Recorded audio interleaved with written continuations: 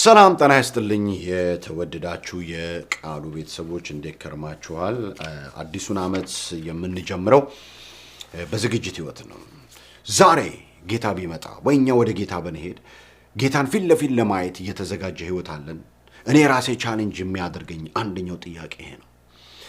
ዛሬ በምኖረው ኑሮ እግዚአብሔር ከብሯል ወይ ብዬ ኤቭሪዴ ራሴን ቼክ አደርጋለሁ፣ ጠይቃለሁ። ወገኖቼ ወይ የሚያስፈራ ጥያቄ ነው፣ ግን መጠየቅ ያለበት ራሳችንን እንድንመዝንና ራሳችንን እንድናይ የሚያደርገን ጥያቄ ነው። የዝግጅት ህይወት አለን ወይ?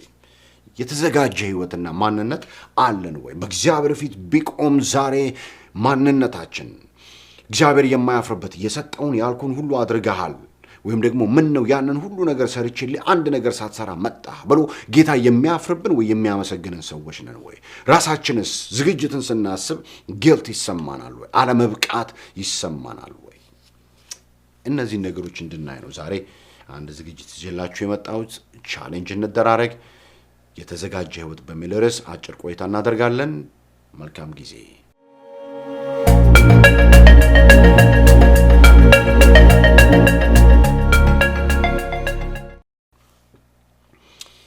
ቅድም እንዳልኳችሁ በጣም ራሴን የምጠይቀው ነገር ቢኖር ያ ነው። am I ready በእግዚአብሔር ፊት ለመቆም? ሐዋርያው ጳውሎስ ጢሞቴዎስን አለው የተፈተነው ማንነትን ለእግዚአብሔር ለማቅረብ ትጋ ብሎ ይነግረዋል። ተዘጋጅ ማለቱ ነው። እግዚአብሔር መጥቶ ማንነትን ቼክ ሲያደርገው የሚኮራበት፣ እግዚአብሔር መጥቶ ቼክ ሲያደርገው የሰራውን ሥራ የሚኮራበት እንጂ የሚያፍርበት እንዳይሆን ያ ማንነትህን ሜክ ሹር መፈተኑን፣ በእሳት ውስጥ ማለፉን፣ ነጥሮ የወጣ ማንነት ይዘህ የተዘጋጀ ማንነት ይዘህ አምላክን ለመገናኘት የበቃ ማንነት ይዘህ ኑር እያለ ሲመክረው ትመለከታላችሁ። የተዘጋጀ ህይወት ምን ማለት ነው? ዛሬ በእግዚአብሔር ፊት ብቆም እኔም በራሴ አላፍርም፣ ጌታም በእኔ አያፍርም የሚል ማንነት ማለት ነው። ኢየሱስ ክርስቶስ በምድር ላይ የሰጠኝን ሥራ ሰርቼ አከበርኩህ ብሎ ዮሐንስ ወንጌል ምዕራፍ 17 ቁጥር 3 ላይ ሲናገር ሰሙታላችሁ። ልቡ ሙሉ ነው፣ የቀረ ነገር የለም። የተዘጋጀ ማንነት አባቱ አብን ለማየት የሰጠውን ሥራ በሙሉ በምድር ላይ ፈጽሞ አከበርኩ ብሎ በድፍረት የተናገረ ምሳሌያችን ነው። የተዘጋጀ ማንነት ይኖረን። ምን ለማድረግ? ጌታን ለመገናኘት። ሰው ሁሉ አንድ ቀን መሞት ከዛም በኋላ በእግዚአብሔር የፍርድ ዙፋን ፊት ሊቆም ግድ ነውና ያን ጊዜ የእኛ ፋይል ሲገለባበጥና ማንነታችን ሲፈተሽ ውስጣችን ያለው አተላና ገለባ ከሆነ፣ መዝገባችን ሲታይ ባዶ ጭቃ ከሆነ፣ ምንም ከሌለው የሚያሳፍሩ ሰዎች ሆነን በእግዚአብሔር ፊት ሆነን ብንገኝ፣ እግዚአብሔር የሚያፍርብን ሰዎች ሆነን ብንገኝ ሪሊ ታሪካችን የሚያሳፍር ነው ማለት ነው። ሐዋርያው ጳውሎስ ለተሰሎንቄ ሰዎች ምዕራፍ 5 ቁጥር 6 ላይ እንግዲያስ እንንቃ፣ ራሳችንን እንግዛ እንጂ እንደሌሎቹ አናንቀላፋ ይላል። ሶስት ነገሮችን እዚህ ላይ ይናገራል። እንንቃ፣ ቢ አዌክ። ከእንቅልፍ ነው የምትነቃው። እንንቃ ማለት አዌርነስ ይኖር። ምን እየተካሄደ ነው በዓለም ዙሪያ፣ በህይወቱ ዙሪያ፣ በቤት ዙሪያ፣ በአገልግሎቱ ዙሪያ፣ በቤተ ክርስቲያን ዙሪያ ምን እየተካሄደ ነው የሚለው እውቀቱ ይኑርህ። ስታቅ ያን ጊዜ መደረግ የሚገባውን መሆን የሚገባውን ከማይገባው መለየት ስለምትችል በጽድቅና በእውነት መንገድ ላይ መቆም ትችላለህ። ሌሎችም በዛ አቅጣጫ ውስጥ እንዲገቡ ማድረግ ትችላለህ። በስህተት ትምህርትና በሐሰተኛ ነቢያቶችና አገልጋዮች አትወሰድም። በዛ ዘመን እንደሚሆነው አሁንም እየሆነ ስለሆነ ማለት ነው። የማይገቡ ነገሮች አንተ ጋር እንዲኖሩ አትፈቅድም ማለት ነው። ለምን? የነቃ ማንነት ስላለህ ማለት ነው። ሁለተኛ ምን ብሎ ይናገራል? ራሳችንን እንግዛ ማለት የእንግሊዝኛው ሶበር ነው የሚለው። ልክ አንድ ሰው ከድራግ ዩዝ ነፃ ሆኖ ወይ ከአልኮል ዩዝ ነፃ ሆኖ በእውነተኛ ማንነት ውስጥ ሲሆን አልኮል ሳይቆጣጠረው ወይ ድራጉ ሳይቆጣጠረው እሱ ግን ሁኔታውን መቆጣጠር ሲችል ማለት ነው። ሶበር ነው። ሂዝ ራሽናል። የሚያስበው ነገር የሚናገረው ነገር ትክክል ነው፣ ሴንስ ይፈጥራል የሚባልበት ኖርማል የሆነ ስቴት ውስጥ ሲገኝ ማለት ነው። ስለዚህ አሁን ምንድን ነው ሶበር መሆን ያለብን? ብዙዎቻችን በአእምሯችን፣ በሐሳባችን፣ በልባችን ውስጥ መግባት የሌለባቸው ነገሮች ፍለድድ አድርገው ገብተው ጭልጥ ብለን ጠፍተን ሄደናል። የሚቆጣጠሩን ነገሮች ናቸው፣ የሚይዙን ነገሮች ናቸው። የእግዚአብሔር ነገር አይደለም። የእውነት የወንጌል ቃሉ ነገር አይደለም። የያዙን ልባችንን የሞሉት ነገሮች ሌሎች ነገሮች፣ ምድራዊ ነገሮች ናቸው። አንዳንዶቹ ደግሞ መልካም ላይሆኑ ይችላሉ። ምንም ጥቅም የሌላቸው ባዶ ነገሮች ሊሆኑ ይችላሉ። ሶበር መሆን አለብን። እኛን ነገሮችን መቆጣጠር ያለብን፣ ከስካር ነፃ መውጣት አለብን። ነገሮች ሊነዱን አይገባም ማለት ነው። ሁለተኛ አናንቀላፋ እንደሌሎቹ ማለት። ሶስተኛ አናንቀላፋ እንደሌሎቹ ይላል። ማንቀላፋት ማለት ድንዛዜ ማለት ነው። እየሆነ ያለው እየተፈጠረ ያለው እየተካሄደ ያለው ነገር፣ በላዩ ላይ እያለፈ ያለው ነገር፣ በቤት ውስጥ እየሆነ ያለው ነገር፣ በልጆች ዙሪያ እየተፈጠረ ያለው ነገር ምንም ነገር ለሱ የማይመስለው ሰው ማለት ነው። ደንዝዞ ጎርፍ ላዩ ላይ ደንዝዞ ምንም ደንዝዟል። የለም እንዴ እንንቃ። እንደዛ አንሆን። የተዘጋጀ ህይወት ያለው ሰው የነቃ ነው፣ አዌክ። ሁለተኛ ሶበር ነው። ነገሮችን የሚቆጣጠረው እሱ ነው እንጂ ነገሮች አይደሉም። የነቃ ነው። ከድንዛዜ በሶስተኛ ደረጃ ንጹህ ነው ማለት ነው። ከድንዛዜ ውጪ ነው ማለት ነው። ስለዚህ የተዘጋጀ ህይወት አለን ወይ? የሚገርማችሁ ነገር እኮ መደንዘዝ በጣም የሚያስፈራችሁ ነገር፣ ሰው ሲደነዝዝ ኃጢአት እኮ ኃጢአት አይመስለውም፣ ነውር አይመስለውም። እና ምን አለበት ይላችኋል። ኧረ አንተ ሰውዬ እኮ እንደዚህ ይሄ እኮ እንደ የእግዚአብሔር ቃል እኮ አሮን ኬር ምን ሰው ዋ አረ ዳዝንት ባዘር ሚ። ሰምታችሁ ታውቃላችሁ? እንዲህ አይነት ቋንቋዎች አሉ። ለምን? መደንዘዝ ስላለ ነው።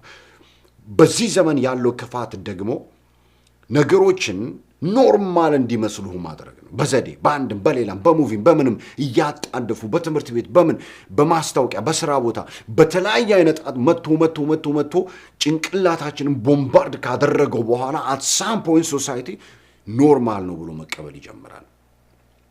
ቤተ ክርስቲያንም ኖርማል ነው ማለት ትጀምራለች።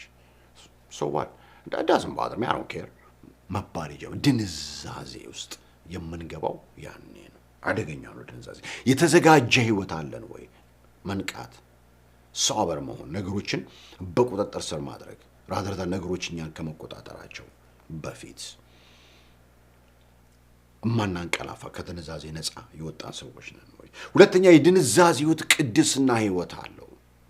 ቅድስና የሚለውን ነገር መጽሐፍ ቅዱስ ሙሉን ስለሆነ ዲቴይል ነገር ውስጥ ገብተን ማየት አይጠበቅብንም። ብዙዎቻችሁ በጣም የተሻለ አይዲያና እውቀት ብቃት ስላላችሁ ስለ ቅድስና ማለት ነው። ቅድስና ኃጢአት አለማድረግ ብቻ አይደለም። ኢንፋክት ኃጢአት የማናደርግበት ሪዝን አለ። እኛ በክርስቶስ ደም ከእግዚአብሔር ጋር ታርቀን የልጅነትን መንፈስ የተቀበልን ሰዎች አሁን የእግዚአብሔር ልጆች ነን። ዊ ቢሎንግ ለእግዚአብሔር ተለይተናል። ይቅርታ፣ ወደ እግዚአብሔር መጥተናል። የእሱ ነን፣ የተለየን ነን፣ ቅዱስ ህዝብ ነን ማለት። ከዚህ በኋላ ድሮ የምንኖርበት ህግ አይገዛንም። የዓለም የሰይጣን የሥጋ አሰራሮች በእኛ ላይ አይሰለጡንም። የራሳችንን ፈቃድ አናደርግም። የራሳችንን ሐሳብም አናስተናግድም። ባለቤት አለን።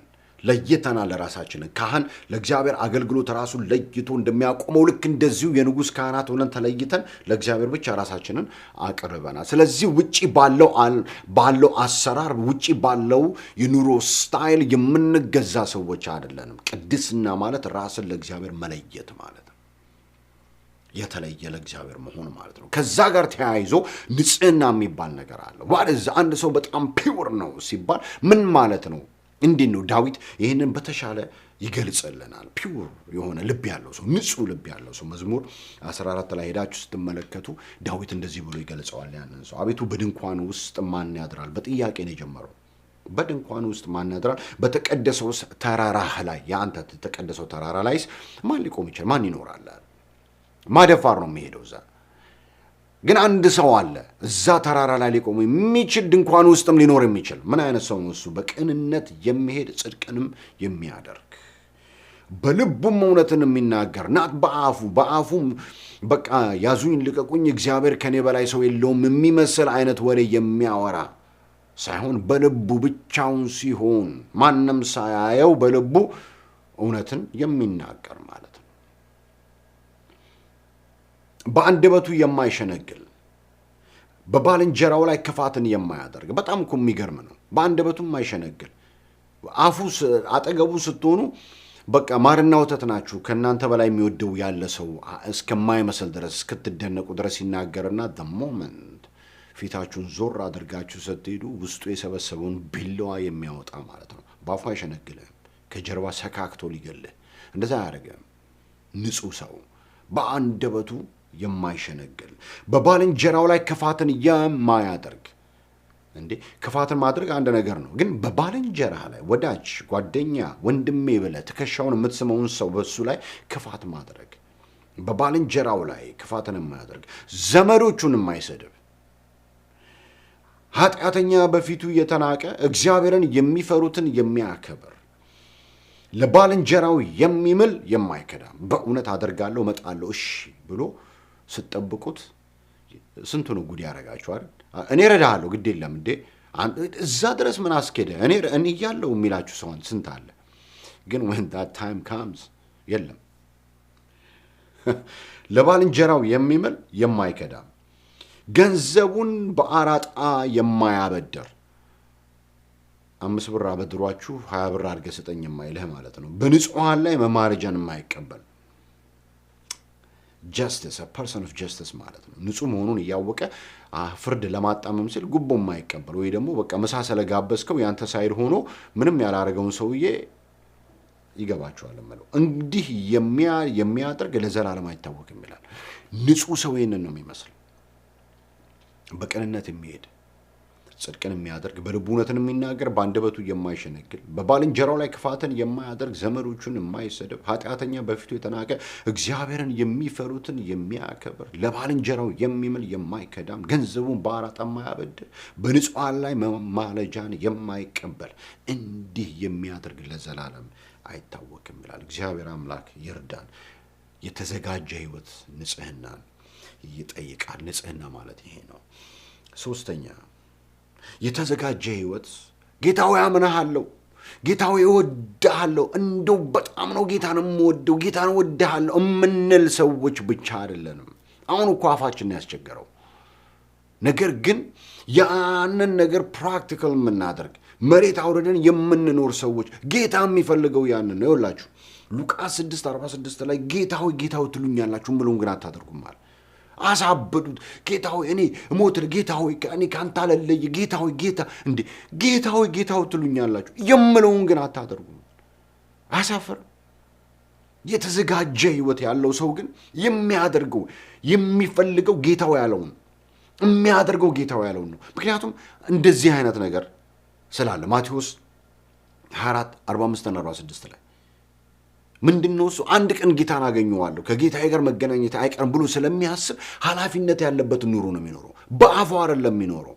እግሮቹ መሬት የረገጡ በእውነት ላይ የሚሄድ ሰው ነው የተዘጋጀ ሰው። እወድሃለሁ አመልክሃለሁ የሚለው ብቻ ሳይሆን በእርግጥ ጌታን መውደዱን ፕራክቲካል የሚያደርግ ማምለኩን ፕራክቲካል የሚያደርግ ለመሰላችሁ ማቴዎስ ምዕራፍ 4 ላይ እንኪያስ አለ ምግባቸውን በጊዜው ይሰጣቸው ዘንድ ጌታው በቤተሰቦቹ ላይ የሚሾመው ታማኝና ልባም ባሪያ ማን ነው? ጌታው መጥቶ እንዲህ ሲያደርግ የሚያገኘው ያ ባሪያ ንጹሕ ነው፣ ወስዶም ባለው ነገር ሁሉ ላይ ይሾመዋል። ብፁዕ ነው፣ ወስዶም ባለው ነገር ሁሉ ላይ ይሾመዋል። እንዴ ይሄ በጣም የሚገርም ሰው ነው።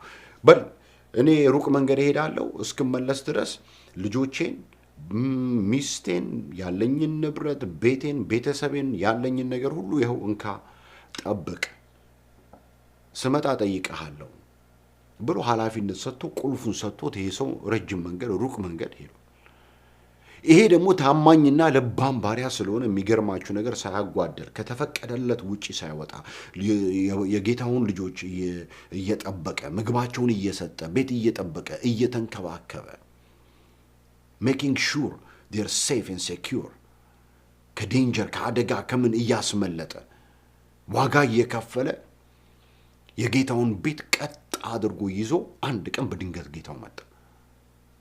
ለቤተሰቦቹን ሰብስቦ ሲጠይቃቸው ይገርማል። እረኛ ተርበን አናቅ ከስንት ጉድ አስመለጠን መሰለ። ንብረታችን ተጠብቆ ጤንነታችን ተጠብቆ የምንበላው በጊዜው እየተሰጠን ሳይጎድልብን ይሄው አንተ መጣ ይሉታል። ምንድነው የሚለው? ምንድነው የሚያደርገው? ለዛ እኮ በጣም ብፁዕ ነው፣ የተባረከ ሰው ነው፣ ለየለት የተባረከ ሰው ነው አለና ባለው ነገር ሁሉ ላይ ሾመዋል። ወገኖቼ ሆይ የተዘጋጀው ለምንድን ነው? የተዘጋጀ ማንነት ያለው ሰው እንዴት ነው የሚያስበው? ይኸውልህ አንድ ቀን ጌታን ማግኘት አይቀርምና መጠየቄ ስለማይቀር ጌታዬ ያለኝን ነገር እሱም ባደርግ ይሻለኛል ብሎ ጌታው ያለውን የሚያደርግ ሰው ዝግጅት ላይ ያለ ሰው መጨረሻ ላይ በአራተኛ ደረጃ ማነሳላችሁ የጸሎት ሰዎች መሆኑን ይጠብቅብናል። እዛ መቅደሱ አካባቢ ሉቃስ ወንጌል ምዕራፍ 21 ላይ ስትመለከቱ ኢየሱስ ክርስቶስ ስለሚሆነው ነው ነገር ይነግራቸዋል። ስለ መጨረሻው ዘመን ልክ ማቴዎስ ምዕራፍ 24 ላይ እንዳለው አይነት ነገር ይነግራቸዋል። እና ልባችሁ በመጠጥ ብዛትና በስካር ስለ ትዳርን በማሰብ እንዳይከብድ ያ ቀንም በድንገት እንዳይመጣባችሁ ለራሳችሁ ተጠንቀቁ ብሎ ሲያነቃችሁ ትመለከታላችሁ። በመጠጥ በስካር ተይዛችሁ የዚህ ዓለም ኑሮ ልባችሁን አክብዶት እዚች ምድር ላይ ስትዋትቱ ስትንከራተቱ ወዲህ ወዲያ ስትሉ ጊዜው አልፎ ድንገት ያቺ ቀን የጌታ ቀን መታ ባዶ እጃችሁን እርቃን ራቆታችሁን በሱ ፊት እንዳትገኙ ተጠንቀቁ። በመጠን ኑሩ ማለቱ ነው። ቢ አዌክ፣ ድንዛዜን አስወግዱ። ሶበር ሁኑ። ነገሮችን ተቆጣጠሩ። እናንተ አይቆጣጠሯችሁ እነሱ እያለ ይመክራቸዋል። በጣም የሚገርማችሁ ነገር ቁጥር 36 ላይ እንግዲህ ሊመጣ ካለው ከዚህ ለማምለጥ በሰውም ልጅ ፊት ለመቆም እንድትችሉ ስትጸልዩ ሁል ጊዜ ትጉ። ጸልዩ። በቃ ኤቭሪዴይ ጸልዩ። ከሚመጣው መከራ የምታመልጠው እየሆነ ካለው ነገር በመጨረሻው ዘመን ያለውን አሰራር በውስጥም በውጭም ያለውን የመጨረሻውን ዘመን አሰራር የምታመልጠው በስድድብ በብሽሽቅ ፌስቡክ ላይ ወጥቶ በመሰቀል ኮሜንት በማድረግ ሳይሆን እመነኝ በጸሎት ነው። ጌታ ያለው ያንን ነው። ማምለጥ ከፈለክ በሰውም ልጅ ፊት መቆም ከፈለክ ስትጸልይ ሁል ጊዜ ትጋ። አሜን። ስለዚህ የተዘጋጀ ሰው ያንን ነው የሚያደርገው። የተዘጋጀ ማንነት አለን ወይ? የተዘጋጀ ህይወት አለን ወይ? ራሳችን ቼክ እናደርግ፣ እንንቃ። ነገሮች አይቆጣጠሩን፣ ሶበር እንሆን፣ እኛ እንቆጣጠራቸው። ድንዛዜ አይግዛን። በቅድስናና በንጽህና እንኖር። የተዘጋጀ ማንነት ሲኖረን ቅድስናና ጽድቅን ንጽህናን እንለማመዳለን። በአፋችን አይደለም ጌታ ሆይ በቃ በማለት እወድሃለሁ በማለት አይደለም። ጌታ ሆይ ትሉኛላችሁ የምለውን ግን አታደርጉም እንዳይለ ልክ እንደዛ ልባም ታማኝ ባሪያ በሥራ ግን እናስመስክር። አንድ ቀን ጌታን አገኘዋለሁ፣ መገናኘት የማይቀር ነው። ስለዚህ የሰጠኝን እሱን ሥራ በሥራ ይሻለኛል፣ ያለውን ነገር ባደርግ ይሻላል ብለን እንድንነሳ ጌታ ይርዳን። እንጸልይ። የተዘጋጀ ህይወት ያለው ሰው፣ የዝግጅት ህይወት ውስጥ ያለ ሰው በጸሎት የበረታ ሰው ነው። ምክንያቱም ከነገሮች የሚያመልጠው በጸሎት እንደሆነ ስለገባው። ይህ መልእክት ቻሌንጅ አድርጓችኋል ብዬ ተስፋ አደርጋለሁ። በሚቀጥለው ጊዜ በሌላ መልእክት እንገናኛለን። አብራችሁ የነበርኩት ወንድማችሁ መሐሪ ነኝ። ጤና ይስጥልኝ።